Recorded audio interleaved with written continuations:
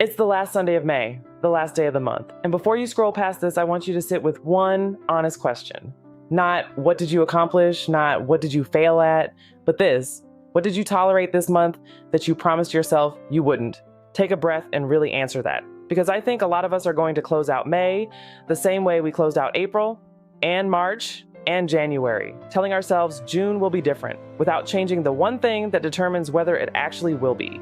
Your standards, not your motivation, not your vision board, not your journal full of goals, your standards.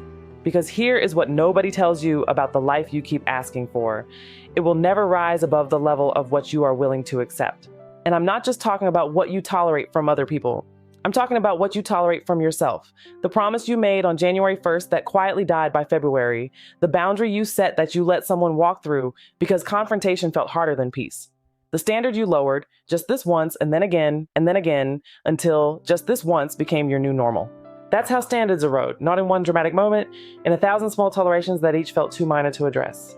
And here's what that erosion cost you beyond the obvious. It cost you your relationship with yourself.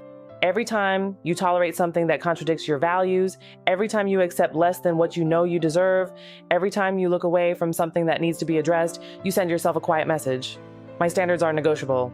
And once you believe your standards are negotiable, everything becomes negotiable. Your peace, your growth, your future.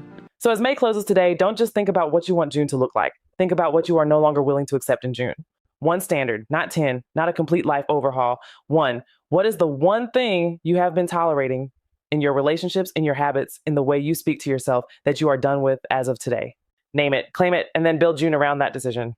Because transformation doesn't begin with inspiration. It begins with the moment you look at your life and say, this standard is no longer acceptable.